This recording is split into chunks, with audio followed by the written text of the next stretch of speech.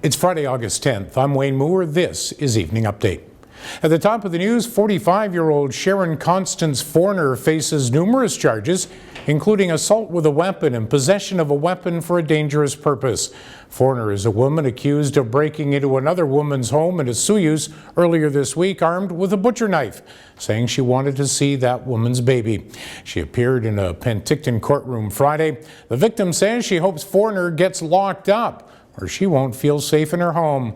Forner has a long criminal history dating back to 2009 for driving while intoxicated, theft under $5,000, and several breach charges. Prime Minister Trudeau says police officers who rushed to the scene of a deadly shooting in Fredericton, New Brunswick, likely saved lives. They were unflinching in their duty, Trudeau said of the two officers who were killed at the scene. Two other people were also killed. One person has been arrested, that suspect being treated for serious injuries.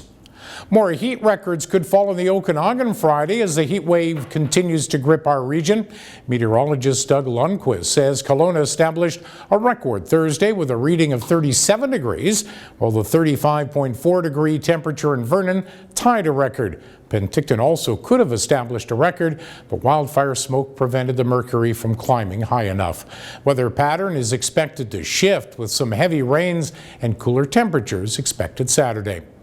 The province has sent additional resources to help fight the Gottfriedson Mountain wildfire. That's burning 24 kilometers west of West Kelowna. 4 helicopters and 1 air tanker have joined 14 firefighters who are battling that blaze on the ground.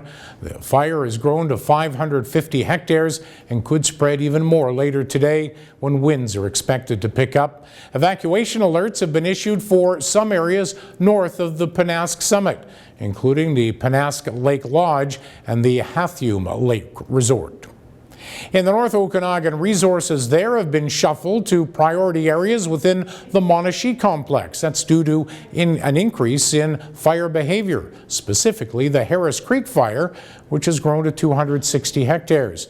The BC Wildfire Service says the fire has breached the established guard on the western flank and is spreading west toward Macaulay Creek Road. 31 firefighters, 8 pieces of heavy machinery, along with industry and air support, are working that fire. Across the province, numerous potentially dangerous fires mounting in almost every corner of the province. And while cooler temperatures are forecast for the weekend, those cooler temperatures could bring with them gusty winds, which may fan the flames even more. 31 fires of note are among the nearly 500 fires burning, but several blazes that have not been added to the list have already prompted evacuation orders or alerts. Crime is trending down in the North Okanagan, but theft is still the most commonly reported crime. North Okanagan RCMP recently advised the public of a spike in auto-related thefts. Constable Kelly Brett says there was a 51% spike in thefts from vehicles over a recent 2-week period compared with the same time last month. 2 senior residents in Penticton's Delta Mobile Home Park, which is slated for redevelopment, have reportedly committed suicide in the past 2 weeks. Stu English says one of those residents who committed suicide was his next-door neighbor in the park, which is located on Airport Road. Residents were given eviction notices on April 30th. English says at this point he and most others will face homelessness come October 1st when they have to leave. Vernon Jubilee Hospital has reached its surgical capacity. With a growing and aging population in the North Okanagan, the demand has increased. Last year, Vernon Jubilee Hospital surgeons performed 8,047 procedures, which is about 1 in 10 residents who live in the North Okanagan. The West Kelowna Warriors are officially under new management. The BC Hockey League team announced Friday the club has been sold to KD Sports Limited.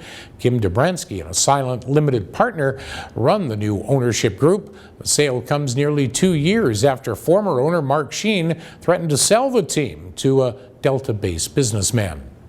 Okanagan weather hot for the remainder of Friday with a chance of heavy rain Saturday. Temperatures in the weekend expected to dip to the low 20s. Coming up tonight and tomorrow, a solution for tall letter carriers. And you can get your drugs tested in 7 interior communities. For details on these and the rest of the day's news, keep it here at castanet.net. For Castanet News, I'm Wayne Moore.